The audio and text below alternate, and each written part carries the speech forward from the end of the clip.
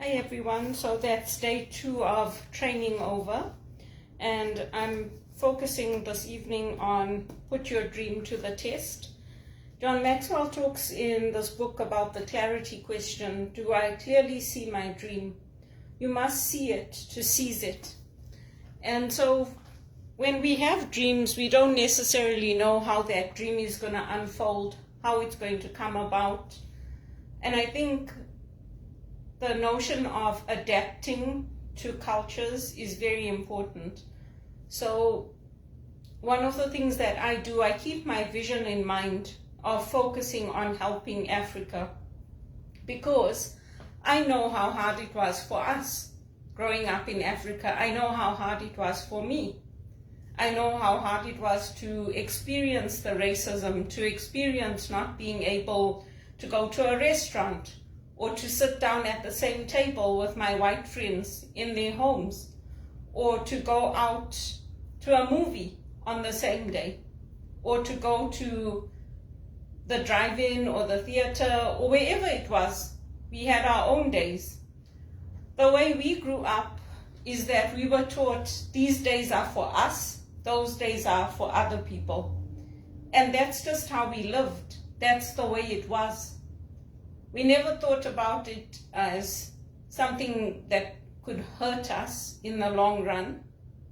Our education was good, but it was not the same standard as what the whites got.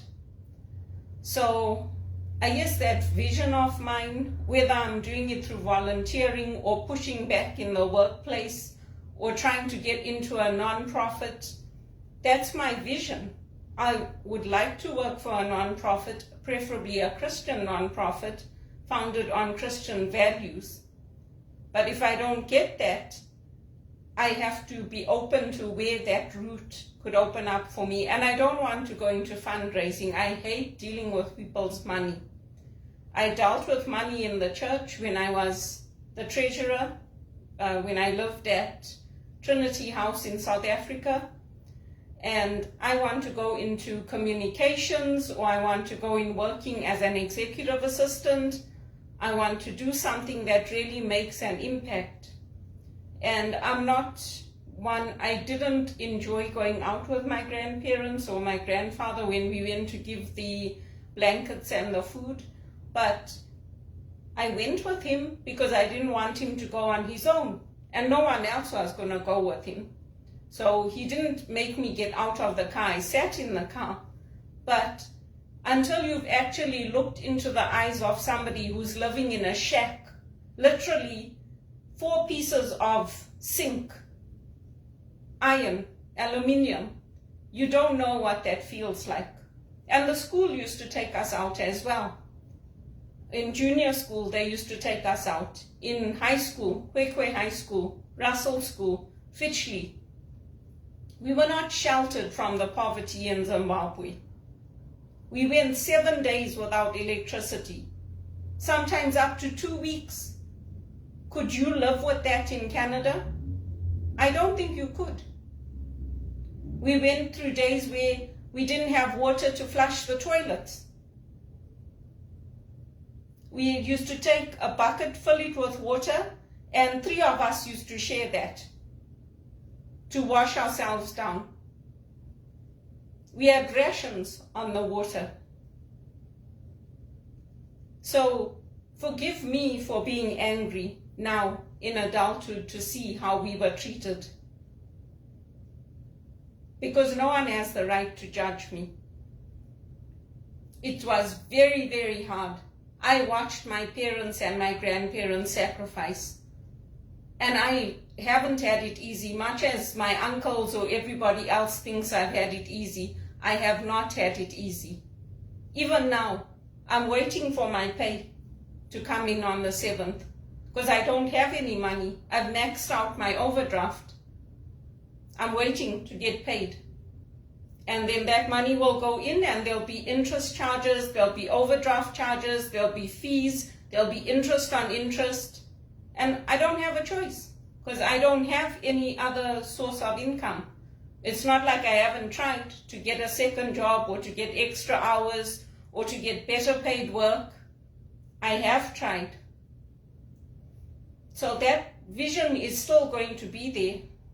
It's still going to be there. It doesn't matter whether it's now or whether it's 5 years or 10 years. It's still going to be my vision.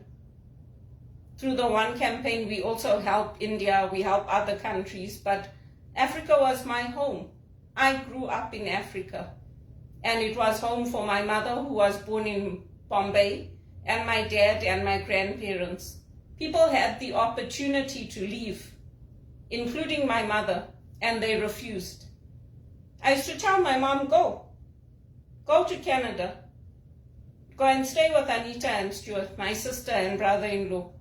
She said, no, I don't want to go. I said, go. I'm tired of Anita blaming me for your decisions and what you are doing and what you want. Go, please go. I used to tell her, go to India, because she used to miss her family. I said, go and live with Audrey and leave me here. Leave this house to me, my dad's house, and I'll live here. She said, you can't live here by yourself. I said, I can. I'm going to build a swimming pool there in the front, like Dad wanted for me, and I'm going to live there. So you're going to live here by yourself? I said, yeah, I'm going to live there. When my mother sold that house, she called me to ask me. She said, Belinda, I don't know what to do. I said to her, at this point, I don't think I'm going to be able to go back. You told me not to come back, so you might as well sell it. At least we'll have some money in Canada. That's how she sold it. But that was my house. My mother told me she was going to leave that house to me. That was my house. It was my dream house, actually, with 4 bedrooms and 2 bathrooms, a shower ensuite, walk-in closets, big yard, rose garden, fruit trees at the back. My grandmother used to burn the tire and put it around the house so the snakes wouldn't come in. But other than that, I loved it. We'd have these big glass double doors, and we'd go in the evening, we'd open those doors, and the moths used to come in. I'm like a moth to the flame when it comes to Africa. I loved it. I loved everything about it, aside from the snakes. I enjoyed everything about Africa. I enjoyed going to Vic Falls, going to Inyanga.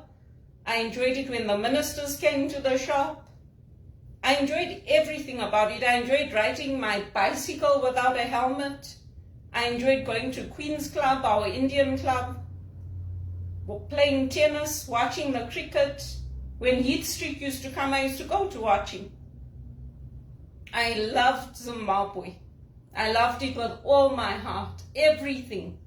From the wildlife to the sunsets to the sunrises, I enjoyed it.